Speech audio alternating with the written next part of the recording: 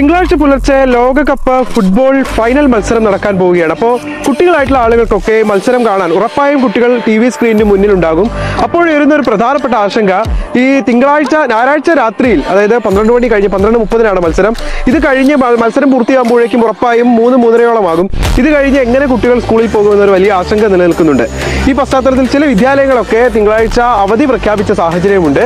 ഈ സാഹചര്യത്തിലാണ് ബാലാവകാശ കമ്മീഷനും വിദ്യാഭ്യാസ വകുപ്പ് മന്ത്രിക്കും തിങ്കളാഴ്ച സ്കൂളിന് അവധി നൽകണമെന്ന് ആവശ്യപ്പെട്ട് മലപ്പുറത്തെ ഫുട്ബോൾ ആരാധകനും MSF പ്രവർത്തകനും ഒക്കെ ആയിട്ടുള്ള MT മുർഷിദ് ഇപ്പോൾ ഒരു നിവേദനം നൽകിയിട്ടുള്ളത്. എന്താണ് ഇങ്ങനെ ഒരു നിവേദനം നൽകാനുണ്ടായ സാഹചര്യം? തീർച്ചയായിട്ടും നമ്മളെ കേരളത്തിന്റെ ഒരു പ്രത്യേകത പറഞ്ഞാൽ ഫുട്ബോളിനെയും അതുപോലെ തന്നെ മറ്റു കാര്യങ്ങൾക്ക് സപ്പോർട്ട് ചെയ്യുന്ന ഒരു നാടാണ് നമ്മുടെ കേരളം എന്നുള്ളത്. അപ്പോൾ അതുകൊണ്ട് തന്നെ നമ്മൾ ഈ കായിക കളി നടക്കുന്നത് നമ്മൾ ഏറ്റവും 4 വർഷങ്ങൾ കൂടുമ്പോഴാണ് ഒരു FIFA വേൾഡ് കപ്പ് വരുന്നത്. അതിന്റെ ഭാഗമായിട്ട് കഴിഞ്ഞ ദിവസം അടുത്ത ദിവസമാണ് രാത്രി ഏകദേശം 12:30 മണി മുതൽ ഏകദേശം 3 മണി വരെയൊക്കെയാണ് കളി നടക്കുന്നത്. ആ കളി കണ്ട് അതുപോലെ തന്നെ വിദ്യാർത്ഥികൾ പിറ്റേ ദിവസം സ്കൂളിലേക്ക് പോവാണ്. അപ്പോൾ അവർക്ക് അവരെ പഠനത്തിനും മറ്റു കാര്യങ്ങൾക്കൊന്നും ശ്രദ്ധ കൊടുക്കാൻ വേണ്ടി കഴിയുന്നില്ല. അപ്പോൾ അതുകൊണ്ടാണ് നമ്മൾ പല വിദ്യാർത്ഥികളും പല ആളുകളും നമ്മൾ ഈ ഒരു ആവശ്യം പറഞ്ഞതുകൊണ്ടാണ് നമ്മൾ ഇങ്ങനെ ഒരു പരാതി നിവേദനം കൊടുത്തിട്ടുള്ളത്.